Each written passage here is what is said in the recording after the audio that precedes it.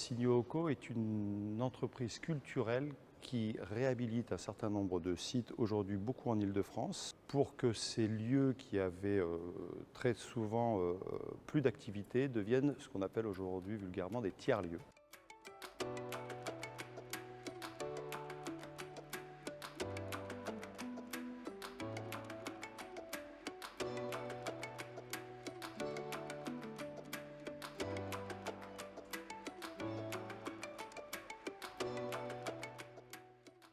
Des lieux d'activité multiples sur des territoires qui parfois nécessitent fortement d'avoir ces nouveaux lieux d'expression, d'accueil et ces nouveaux lieux d'économie aussi. On a un certain nombre de lieux que nous exploitons qui s'appellent la Cité Fertile, la Recyclerie, le Pavillon des Canaux, la Machine du Moulin Rouge, la Halle aux Poissons au Havre,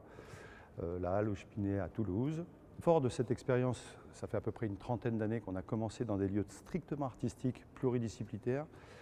pour aujourd'hui être dans des lieux qui sont largement moins artistiques et véritablement plus de l'univers de l'éducation populaire, incluant beaucoup plus de disciplines au sein de nos lieux, étant largement sollicités par les territoires, par des porteurs de projets, par des propriétaires fonciers, sur qu'est-ce qu'ils pourraient et comment est-ce qu'ils pourraient créer un tiers-lieu comme ceux que nous proposons dans notre portefeuille d'activités. On en est arrivé à créer deux structures, l'une de formation et d'incubation, où tous les mois on accueille une douzaine de personnes en formation pour leur vraiment faire voir comment on peut monter un tiers-lieu culturel. Et on a une deuxième activité qu'on développe aussi qui est du conseil aux collectivités et conseil aux propriétaires fonciers pour pouvoir les accompagner sur la réalisation de tiers-lieux dans leur territoire.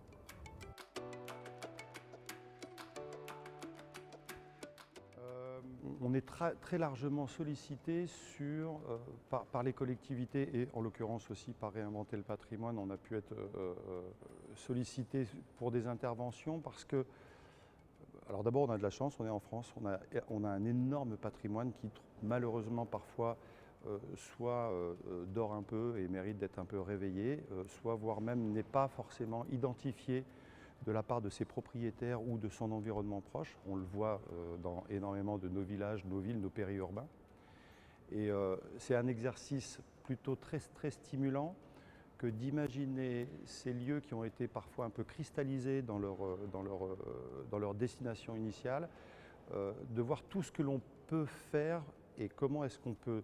tenter de faire en sorte que les habitants qui sont sur ce territoire peuvent se les réapproprier. Et c'est souvent voilà, du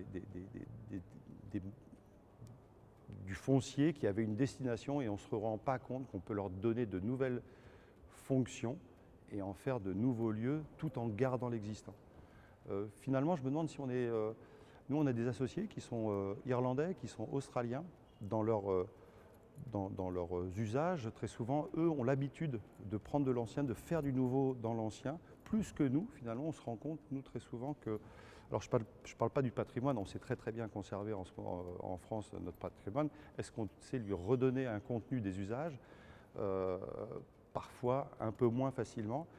Et donc cet exercice auquel nous, on commence à avoir un peu d'habitude, puisque ça fait 30 ans qu'on le fait, j'ai presque envie de dire, c'est finalement très facile, parce qu'il y a cette empreinte du temps qui reste, qui fait que les gens qui y viennent, ils sont très attachés, mais le fait qu'on leur donne de nouveaux usages, de nouvelles destinations, ça les rend beaucoup plus agiles, beaucoup plus attractifs pour des populations qui ne les voyaient plus.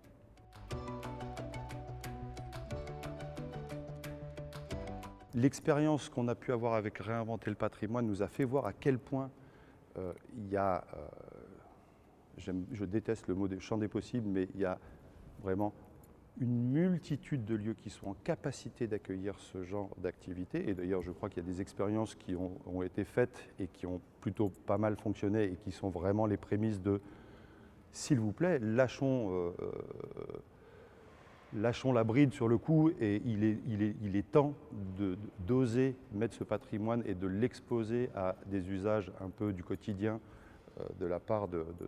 ces gens qui habitent sur ces territoires. Et puis après, on a fait aussi ce partenariat avec l'école de Chaillot, avec avec les Chaillotins, il y avait un prémisse à la fois marier la réalité du patrimoine et justement cette mutation vers les nouveaux usages, et on pouvait véritablement enfin avoir l'espoir pendant 1 an, pendant 6 mois, de travailler sur la rencontre entre le contenu et le contenant. J'espère qu'on va pouvoir continuer cet exercice dans les années à venir, parce que combien y a-t-il aujourd'hui de bâtiments délaissés qui méritent qu'on leur rende